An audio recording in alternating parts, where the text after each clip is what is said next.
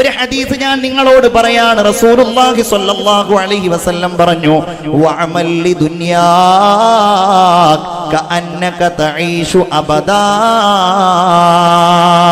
വഅമൽ ലിആഖിറതിക കഅന്നക തമൂതു ഗദാ വഅമൽ ലിദുനിയാക, നിന്റെ ഐഹിക ലോകത്തെ പ്രവർത്തനങ്ങൾ നീ ചെയ്യണേ. കഅന്നക തഈശു അബദാ, നീ എക്കാലവും ജീവിക്കുമെന്ന പ്രതീതിയിൽ നീ ഒരു വീടുണ്ടാക്കുകയാണ്. നീ ആ വീട് പണിയേണ്ടത് ഞാൻ മരിക്കാനുള്ള ആളാണല്ലോ. ഞാൻ എന്തിനിങ്ങനെ വാർപ്പിന്റെ വീടുണ്ടാക്കണം? ഞാൻ എന്തിനിത്ര ശക്തിയുള്ള ചുമരുകൾ ഉണ്ടാക്കണം? ഞാൻ എന്തിനിത്ര വലിയ റൂമുകൾ ഉണ്ടാക്കണം? ഞാൻ എന്തിന് 5ഉം 4ഉം റൂമുകൾ ഉണ്ടാക്കണം? എന്റെ വീട്ടിലാകെ 1ഓ 2ഓ കുട്ടികളല്ലേ ഉള്ളൂ. കഅന്നക തഈശു അബദാ, നീ അങ്ങനെയല്ല ഉണ്ടാക്കേണ്ടത്. നീ എക്കാലവും ജീവിക്കുന്നയാളാണ്. നിന്റെ വീട് 100 കൊല്ലം നിലനിൽക്കണം. നീ 1000 കൊല്ലം ജീവിക്കുന്ന 100 കൊല്ലം ജീവിക്കുന്നയാളാണ്. നിനക്ക് മക്കളുണ്ടാവും, പേരക്കുട്ടികളുണ്ടാവും. അപ്പൊ അവർക്കൊക്കെ താമസിക്കേണ്ടി വരും. കഅന്നക തഈശു അബദാ. എന്നാൽ അങ്ങനെ മാത്രമല്ല ആ ഹദീസിന്റെ അർത്ഥം. കഅന്നക തഈശു അബദാ, നീ എക്കാലവും ജീവിക്കുന്നവനെ പോലെ എന്ന് പറഞ്ഞാൽ നീ നാളെയും ഉണ്ടല്ലോ. നീ ദുനിയാവിന് വേണ്ടി വല്ലതും ചെയ്യാണ്, നീ നാളെയും ഉണ്ടല്ലോ എന്ന് പറഞ്ഞാൽ നീ വീടെടുക്കുമ്പോൾ നിന്റെ കയ്യിലുള്ള പണം കൊണ്ട് തൽക്കാലം വീടിന്റെ ഏതെങ്കിലും ഒരു ഭാഗം തീർക്കാനേ ഉള്ളൂ. പെയിന്റ് അടിക്കാനുള്ള പൈസയില്ല, മതില് കെട്ടാനുള്ള പൈസയില്ല, അതുപോലെ ഇന്റർലോക്ക് ചെയ്യാനുള്ള പൈസയില്ല, ഗേറ്റ് വെക്കാനുള്ള പൈസയില്ല. നിനക്ക് ഹൗസിംഗ് ലോൺ കിട്ടും, 5 ലക്ഷം രൂപ കിട്ടും, 10 ലക്ഷം രൂപ കിട്ടും. നീ പലിശക്കെടുക്കുകയാണ്, നീ ലോൺ എടുക്കുകയാണ്, നീ പലിശക്ക് വാങ്ങുകയാണ്, നീ പലിശ കൊടുക്കുകയാണ്. ആ വലിയ പാപം, സബഉൽ മുബിഖാത്തിലെ പാപം നിന്റെ വീടിന് വേണ്ടി നീ ചെയ്യല്ലേ.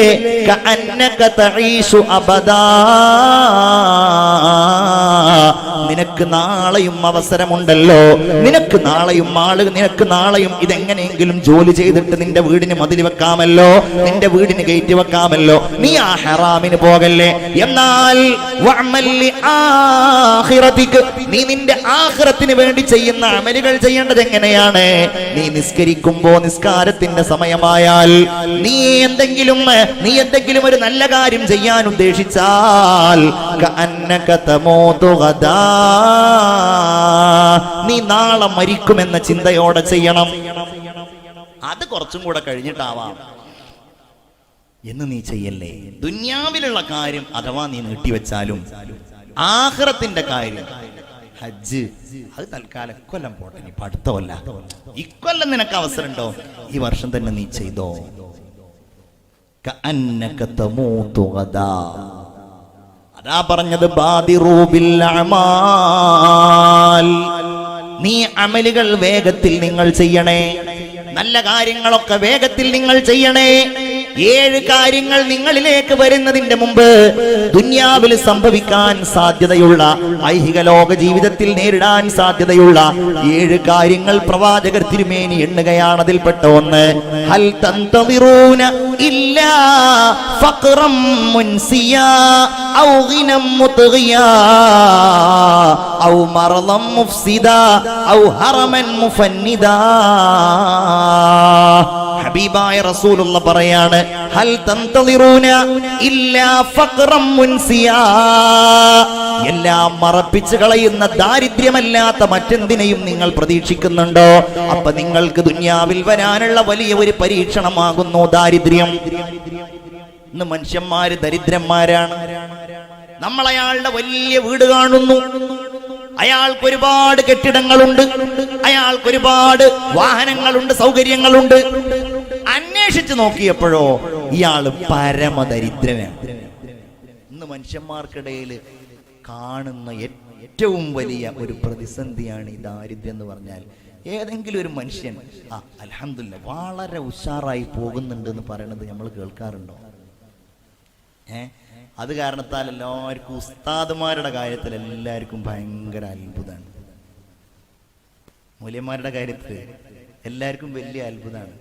കാരണം ഓരെപ്പോഴും അൽഹംദുലില്ലാ ശമ്പളം എത്രയാണ് കൊടുക്കുന്നത് കിട്ടുന്നത് എന്ന് ചോദിച്ചിട്ട് അത് കേട്ടിട്ടുണ്ടെങ്കിൽ സാധാരണക്കാരായ ആളുകൾ പറയും, അവർക്ക് വലിയ ബേജാറായിരിക്കും. പക്ഷെ ഇത് കിട്ടുന്ന ഉസ്താദിന് ശമ്പളം എത്രയാണ്?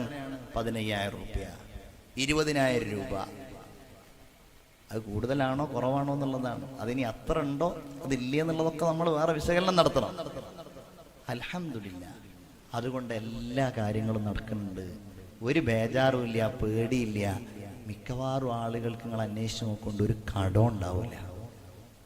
അള്ളാഹു നമ്മളുടെ ഉസ്താദുമാരെയൊക്കെ രക്ഷപ്പെടുത്തട്ടെ. എല്ലാവരും ആമീൻ പറയാം. അള്ളാഹു സലാമത്താക്കട്ടെ. അവരുടെ മക്കളുടെ കല്യാണം, അവരുടെ വീട്, അവരുടെ സൗകര്യങ്ങൾ, അവരുടെ ബൈക്ക് ഒക്കെ റാഹത്തായി പോകുന്നുണ്ടാവും. എന്തേ കാര്യം? ഉസ്താദുമാര് പലിശക്ക് പൈസ എടുക്കുന്നില്ല. ഉസ്താദുമാര് ഹറാമായ സമ്പാദ്യത്തിലേക്ക് പോകുന്നില്ല. ആളുകൾ ഏറ്റവും ഉത്തമമായ പൊരുത്തപ്പെട്ട് കൊടുക്കുന്ന പൈസ അവർക്ക് കൊടുക്കും. എന്താണ് അവർ ചെയ്തത്? വീട്ടിലേക്ക് വന്നിട്ട് അവിടെ റസൂലുള്ളാഹിന്റെ മദ്ഹോദി മൗലിദ് ചൊല്ലി, വീട്ടിൽ വന്നിട്ട് യാസീൻ ഓതി, വീട്ടിൽ വന്നിട്ട് ഭക്ഷണം കഴിച്ചിട്ട് പടച്ചോനെ ഈ ഭക്ഷണം ഉണ്ടാക്കിയവർക്ക് സ്വർഗം കൊടുക്കണേന്ന് പറഞ്ഞു. കുട്ടികളെ പഠിപ്പിക്കണം, ഇൽമു പഠിപ്പിക്കണം, ഉസ്താദാണ്, മദ്രസയിൽ ഉസ്താദാണ്. എന്ത് ചെയ്യുന്നു? ഒരു സമ്മാനം, എന്തെങ്കിലും ഒരു ഹദിയ കൊടുക്കുന്നു. അത് വലിയ ബർക്കത്തുള്ള ഹദിയയാണ്. അതാണ് പ്രത്യേകത. അതാണ് അവരുടെ ജീവിതത്തിൽ അല്ലാഹു തമ്പുരാൻ ഏറ്റവും വലിയ അനുഗ്രഹം നൽകുന്നത് അവർക്ക്. അതുകൊണ്ടാണ്. നിങ്ങൾ ചിന്തിച്ചിട്ടുണ്ടോ? നമ്മെ സംബന്ധിച്ചിടത്തോളം എന്റെ മോനെ ഖുർആൻ പഠിപ്പിക്കൽ എന്റെ ബാധ്യതയാണ്, പള്ളിയിലുള്ള ഉസ്താദിന്റെ ബാധ്യതയല്ല. ഈ നാട്ടിലെ മക്കളെ ഖുർആൻ പഠിപ്പിക്കൽ, ഈ നാട്ടിലെ മക്കളെ നിസ്കാരം പഠിപ്പിക്കൽ, ഈ നാട്ടിലെ മക്കളെ എങ്ങനെയാണ് മര്യാദയോടെ പെരുമാറൽ എന്ന് പഠിപ്പിക്കൽ നമ്മുടെ ബാധ്യതയാണ്, രക്ഷിതാവിന്റെ ബാധ്യതയാണ്. പക്ഷെ നമുക്കതിന് സമയമില്ല. അതുകൊണ്ട് നമ്മൾ പള്ളിയിൽ ഉസ്താദിനെ ഏൽപ്പിക്കുന്നു, മദ്രസയിൽ ഉസ്താദുമാരെ നിശ്ചയിച്ചിട്ട് നമ്മൾ പറയുന്നത്, നിങ്ങൾ ഞങ്ങളുടെ മക്കളെ ഖുർആൻ പഠിപ്പിക്കണേ, ഞങ്ങളുടെ മക്കളെ നിങ്ങൾ ദീന് പഠിപ്പിക്കണേ, നിസ്കരിക്കാൻ പഠിപ്പിക്കണേ, ഒളു എടുക്കാൻ പഠിപ്പിക്കണേ. ഞങ്ങളെല്ലാവരും കൂടെ മാസത്തിൽ നിങ്ങളുടെ ചെലവിനുള്ളത് തരാം. ഖുർആൻ പഠിപ്പിക്കുന്നതിന്റെ ബറക്കത്ത്, ദീന് പഠിപ്പിക്കുന്നതിന്റെ ബറക്കത്ത്. അതുകൊണ്ടാണ് അവർ അൽഹംദുലില്ലാ അങ്ങനെ ആക്കാൻ നമ്മൾ ശ്രമിക്കും വേണം. എന്നാലോ എല്ലാരും ഒരു രക്ഷയില്ല, ആകെ തകിടമൊക്കെയാണ്. എന്നിട്ട് കുറ്റം നമ്മളെ പ്രധാനമന്ത്രിയുടെ മേലിലും എന്താണ്? മൂപ്പര് മൂപ്പര് അങ്ങനെ ആക്കിയതുകൊണ്ടാണ് ഇവിടെ ആകെ പ്രശ്നമാണ്, കലഹാണ്, കലാപാണ്. എന്താ ചെയ്യാ? നമ്മൾ ഈ പലിശയും നമ്മൾ ഈ ശുദ്ധമല്ലാത്ത രീതിയിലുള്ള സമ്പാദ്യവും, ഞാൻ ഈ വിരിപ്പാടത്തെ മുഅ്മിനീങ്ങളെയല്ല പറയുന്നത്, നമുക്കിടയിൽ സ്വന്തം ചിന്തിച്ചാൽ അറിയല്ലോ എന്റേത് അങ്ങനെയാണോ അല്ലേന്ന്. ആ രീതിയിൽ മുന്നോട്ട് പോവുകയാണെങ്കിൽ ഈ സമാധാനം കിട്ടുന്നത് നമ്മളാരും പ്രതീക്ഷിക്കണ്ട. അവിടെയാണ് ദാരിദ്ര്യം, അവിടെയാണ് ഏറ്റവും അപകടകരമായ. എത്രത്തോളം എന്ന് വെച്ചാൽ കുഫ്റിലേക്ക് വരെ പോകുന്ന അവസ്ഥയുണ്ടാവും. എന്നോട് ചില ആളുകൾ വന്നിട്ട് പറയാറുണ്ട്, ഈ അടുത്ത് ഒരാൾ എൻ്റെ പള്ളിയിൽ വന്നിട്ട് എന്നോട് പറയാണ്, മൂപ്പർക്ക് 50 ലക്ഷം റുപ്യ കടണ്ട് എന്ന് പറഞ്ഞു. ഞാൻ ചോദിച്ചു എങ്ങനെ വന്നാണെന്ന് ചോദിച്ചപ്പോൾ അയാൾ പറഞ്ഞു, സത്യത്തിൽ ഒരു 10 കൊല്ലം മുമ്പ് ഒരു 50,000 റുപ്യ ആവശ്യം വന്നാണ് 50 ലക്ഷമായി മാറിയത്. അയാൾ എന്നോട് പറഞ്ഞതാണ് ഹക്കൻ. 10 കൊല്ലം മുമ്പ് 50,000 റുപ്യ വാങ്ങിയത് ഇപ്പം ഏകദേശം ഒരു 50 ലക്ഷം റുപ്യ, 1 കോടിയുടെ അടുത്തുണ്ടായിരുന്നു. കുറെ അങ്ങനെ ഇങ്ങനെയൊക്കെ ആയിട്ട് വീടി ഇപ്പം അത് 50 ലക്ഷമായി. അപ്പം എന്തെന്ന് ചോദിച്ചു, അത് 50,000 ഞാനൊരു അത്യാവശ്യമായിട്ട് ഒരു പലിശക്കാരൻ നിന്ന് വാങ്ങി, പിന്നെ അത് അങ്ങനെ വീട്ടി, പിന്നെ ഇത് ഇങ്ങനെ വീട്ടി, അപ്പോഴേക്കും ഇവിടെ ഒരു ആവശ്യം വന്നു. അങ്ങനെയൊക്കെ ആയിട്ട് ഒരു വട്ടം ഒരു തെറ്റ് ചെയ്തിട്ടുണ്ടെങ്കിൽ, പലിശക്കാരൻ 50,000 വാങ്ങിയിട്ടുണ്ടെങ്കിൽ രണ്ടാമത് വാങ്ങാൻ മടി ഉണ്ടാവില്ല. രണ്ടാമത് വാങ്ങിയാൽ മൂന്നാമത് വാങ്ങാൻ മടി ഉണ്ടാവും. പലിശക്കാരൻ എന്ന് പറഞ്ഞിട്ടുണ്ടെങ്കിൽ ചില ഭാഗങ്ങളിൽ പലിശക്കാരനായിട്ട് തന്നെ ഉണ്ടാവും, ചില ഭാഗങ്ങളിൽ പലിശ കൊടുക്കുന്ന ബാങ്കുകളും അതുപോലെ ഫൈനാൻസ് സ്ഥാപനങ്ങളും ഉണ്ടാവും. ദാരിദ്ര്യം മാത്രമേ ബാക്കി കിട്ടുള്ളൂ. ഹൽ തന്തദിറൂന ഇല്ലാ ഫഖറൻ മുൻസിയ. അപ്പൊ അത് ഇല്ലാതെയാക്കാനുള്ള മാർഗമാണ് നമ്മൾ അന്വേഷിക്കേണ്ടത്. അതാണ് ബാദിറു ബിൽ അഅമാൽ, അമലുകളിലേക്ക് മുന്നിടുക. അത് തെറ്റാണല്ലോ, വിട്ടുനിൽക്കുക. പലിശയിലേക്ക് ഞാനില്ല, ഹറാമിലേക്ക് ഞാനില്ല, കള്ളക്കച്ചവടത്തിലേക്ക് ഞാനില്ല, തെറ്റായ രീതിയിലുള്ള സമ്പാദ്യത്തേക്ക് ഞാനില്ല. എന്റെ അടുക്കലേക്ക് എപ്പോഴാണ് അസ്രായീൽ റൂഹിനെ പിടിക്കാൻ വരിക എന്നറിയില്ല.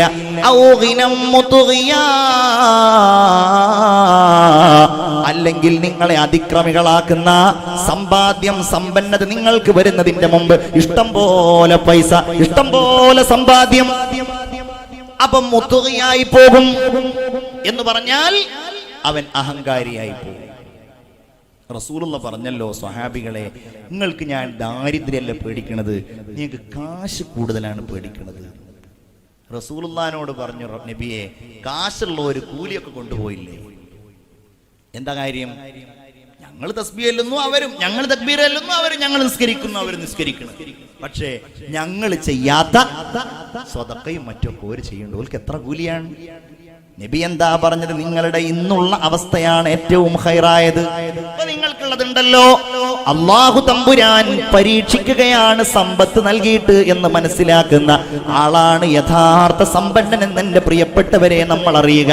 റഹ്മാനായ റബ്ബ് സുബ്ഹാനഹു വ തആല സമ്പത്ത് നൽകിയാൽ ആ സമ്പത്ത് കൊണ്ട് അഹങ്കാരിയായിട്ട് ജനങ്ങളുടെ മുമ്പിൽ വിലസുന്ന, അള്ളാഹുവിനെ നിന്ദിക്കുന്ന, പടച്ച തമ്പുരാന്റെ ആളുകളെ പരിഹസിക്കുന്ന, അള്ളാഹുവിന്റെ ദീന് പറയുന്നവരെ കളിയാക്കുന്ന, പള്ളിയെയും മദ്രസയെയും വിമർശിക്കുന്ന ആ രീതിയിലുള്ള സമ്പാദ്യം യാതൊരു ഗുണവും ചെയ്യില്ല. അതാണ് ഗിനം മുത്ഗിയാ. അതല്ലെങ്കിൽ നിങ്ങൾക്ക് വല്ലാത്ത രോഗം വരുന്നതിന് മുമ്പ് ആകെ താറുമാറാക്കുന്ന രോഗം, കിഡ്നി രോഗം, ക്യാൻസർ രോഗം, ഇതൊക്കെ ദുനിയാവിൽ നിങ്ങൾക്ക് വരാം. ബാദിറൂ ബിൽ അഅമാൽ. നിങ്ങൾ ഒരുപാട് സുന്നത്തുകൾ നിസ്കരിച്ചോളൂ, നിങ്ങൾ ദുഹാ നിസ്കരിച്ചോളൂ, നിങ്ങൾ റവാത്തിബ് നിസ്കരിച്ചോളൂ, നിങ്ങൾ തഹജ്ജുദ് നിസ്കരിച്ചോളൂ. നിങ്ങൾക്ക് വലിയ ദാരിദ്ര്യവും നിങ്ങൾക്ക് സമ്പന്നതയും നിങ്ങളെ പരീക്ഷിക്കുന്ന രോഗങ്ങളും വാർദ്ധക്യവും അപ്രകാരം തന്നെ പിച്ചും പേയും പറയുന്ന വാർദ്ധക്യവും നിങ്ങളിലേക്ക് വരുന്നതിന്റെ മുമ്പ് ഹബീബായ റസൂലുള്ളാഹി സ്വല്ലല്ലാഹു അലൈഹി വസല്ലമ തങ്ങൾ പറയുകയാണ്, ഔ മൗതൻ മുജ്ഹിസാ. പെട്ടെന്നുണ്ടാകുന്ന മരണം അത് ഖിയാമത്ത് നാളിന്റെ അടയാളമാ. പെട്ടെന്ന് മരിച്ചു പോവുക. നമ്മളുടെ തോളിൽ കൈയിട്ടവർ, നമ്മുടെ കൂടെ ഉണ്ടായിരുന്നവർ, നമ്മൾ സംസാരിച്ചവർ, നമ്മൾ സലാം പറഞ്ഞു പിരിഞ്ഞവർ വാഹനാപകടത്തിൽ മരിക്കുന്നു, വെള്ളത്തിൽ പോയി മരിക്കുന്നു. കണ്ടോ പ്രിയപ്പെട്ടവരെ, ഇന്ന് ലോകത്ത് നടക്കുന്ന സ്ഫോടനങ്ങള്, ഇന്ന് ലോകത്ത് നടക്കുന്ന വെടിവെപ്പുകള്, ഇതൊക്കെ എത്ര വലിയ പരീക്ഷണമാണെന്നറിയുമോ? നമ്മളൊക്കെ ശക്തമായി അപലപിക്കണം. ഇങ്ങനെയുള്ള അധർമ്മകാരികളെ എല്ലാ രീതിയിലും നമ്മൾ വിമർശിക്കണം.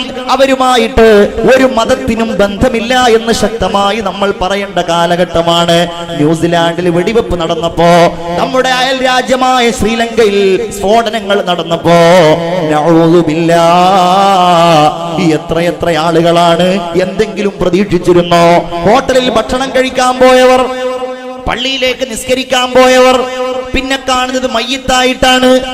അപകടങ്ങളിൽ പെടുന്നവർ, മരിച്ചു പോകുന്നവർ, അറ്റാക്കിൽ മരിച്ചു പോകുന്നവർ, നമ്മൾ പറയുക അയാൾ കുഴഞ്ഞു വീണ് മരിച്ചു. എത്രയെത്ര മരണങ്ങളാണ്!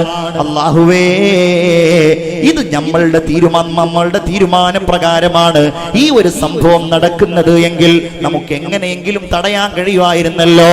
നമ്മുടെ സ്നേഹത്തിന് എന്തെങ്കിലും ശക്തി ഉണ്ടായിരുന്നെങ്കിൽ, നമ്മുടെ തീരുമാനത്തിന് എങ്ങനെയെങ്കിലും തടഞ്ഞു നിർത്താൻ കഴിയുമായിരുന്നെങ്കിൽ നമ്മളുടെ കുഞ്ഞുങ്ങൾ മരണപ്പെട്ടു പോകില്ലായിരുന്നു, നമ്മുടെ ഉപ്പ വിട പറഞ്ഞു പോകില്ലായിരുന്നു, നമ്മുടെ പ്രിയപ്പെട്ട ഭാര്യ നമ്മോട് യാത്ര പറയാതെ പോകില്ലായിരുന്നു. ഈ ലോകത്ത് മരണങ്ങൾ ഇങ്ങനെ വേദനിപ്പിക്കുന്ന മരണങ്ങൾ ഉണ്ടാകുമായിരുന്നില്ല. ഔ മൗതൻ മുജ്ഹിസാ. പെട്ടെന്ന് നിങ്ങൾ അങ്ങ് മരിക്കുമ്പോ എന്നെ കൊണ്ടുപോകല്ലേ എന്ന് പറഞ്ഞിട്ട് കാര്യമില്ലല്ലോ, ഞാൻ കൂടെ വരുന്നില്ല എന്ന് പറഞ്ഞിട്ട് കാര്യമില്ലല്ലോ. അതുകൊണ്ട് എന്റെ പ്രിയപ്പെട്ട വിശ്വാസി സമൂഹമേ, ആ മരണം നിങ്ങളിലേക്ക് വരാം, ദജ്ജാൽ നിങ്ങളിലേക്ക് വരാം, ഖിയാമത്ത് നാൾ നിങ്ങളിലേക്ക് വരാം. ഇങ്ങനെ നിങ്ങളെ കാത്തിരിക്കുന്ന ദുനിയാവിലെ വലിയ പ്രതിസന്ധികൾ നിങ്ങളിലേക്ക് വരുന്നതിന്റെ മുമ്പ് ബാദിറൂ ബിൽ അഅമാൽ, നിങ്ങൾ വേഗത്തിൽ നിസ്കാരം നിർവഹിക്കുക, അമലുകൾ നിർവഹിക്കുക, അല്ലാഹു വിലക്കിയ കാര്യങ്ങളിൽ നിന്ന് നിങ്ങൾ അകന്നു നിൽക്കുക, മരണത്തിന് വേണ്ടി തയ്യാറാവുക. അല്ലേ? ഇനി ഞാൻ അവസാനിപ്പിക്കുകയാണ്. ആ മരണം നമ്മൾ നന്നായാൽ നല്ല മരണം അല്ലേ? ആവതുണ്ടാകും കാലം അല്ലലില്ലാത്ത നേരം, അല്ലാഹനെ ഓർക്കുവാനായി മറക്കല്ലേ നിന്നെ. ആവതുണ്ടാകും കാലം അല്ലലില്ലാത്ത നേരം, അല്ലാഹനെ ഓർക്കുവാനായി മറക്കല്ലേ നിന്റെ. ഇല്ലായ്മയെല്ലാം നീങ്ങി ഇല്ലം ഉഷാറിൽ പൊങ്ങി, അല്ലാഹനെ ഓർക്കുവാനായി ധരിക്കല്ലേ. നിനക്ക് നല്ല ശക്തിയുള്ള സമയത്ത് പറയും, ആപത്തുള്ള കാലത്ത്, നിനക്ക് അല്ലലൊന്നും ഇല്ലാത്ത സമയത്ത് നീ പടച്ചോനെ ഓർക്കണേ. അല്ലാതെ ഒക്കെ കഴിഞ്ഞിട്ട് വലിയ വീടായിട്ട് വലിയ സൗകര്യങ്ങളായിട്ട് അള്ളാഹുവിനെ ഓർക്കാമെന്ന് നീ വിചാരിക്കല്ലേ. അവിടെയാണ് നമ്മളുടെ ശ്രദ്ധക്കുറവുണ്ടാകുന്നത്. അവിടെയാണ് നമ്മൾ പലിശക്ക് പോണത്. അവിടെയാണ് നുണ പറയുന്നത്. ഉണ്ടാവുമ്പോ എല്ലാം ഉണ്ടാകുമ്പോഴും ഇല്ലാതിരിക്കുമ്പോഴും അള്ളാഹനെ ഓർക്കുക എന്നുള്ളതാണ് മുഅ്മിന്റെ വിജയം. സ്വർഗലോകത്തിനു വേണ്ടി ഓടുന്നു ജോറിലായി, വാഴുന്നതോ എതിരായി. നിന്നെ താങ്ങിത്തലോടിക്കൊണ്ട് താഴത്തിടാതെ കണ്ട് പോറ്റുന്ന നാഥനെ നീ മറക്കല്ലേ. എല്ലാരും സ്വർഗാണ് ആഗ്രഹിക്കുന്നത്. പക്ഷേ വാഴുന്നതോ എതിരായി. സ്വർഗം ആഗ്രഹിക്കണം, പക്ഷെ പ്രവർത്തിക്കണതൊക്കെ അതിനെതിരെ. നിന്നെ താങ്ങിത്തലോടിക്കൊണ്ട് താഴത്തിടാതെ കണ്ട്, നിന്നെങ്ങനെ അള്ളാഹു നിന്നെ എങ്ങനെയാ വളർത്തുന്നത്? താങ്ങിയും തലോടിയും താങ്ങിയും താഴത്തിടാതെയാണ്. പോറ്റുന്ന നാഥനെ നീ മറക്കല്ലേ. നല്ലോനായി ജീവിച്ചാൽ ഈ ദുനിയാവിൽ നിന്ന് അള്ളാഹുവിലേക്ക് സന്തോഷത്തോടെ കൊണ്ടുപോകാനാണ് അസ്രാഈൽ വരിക.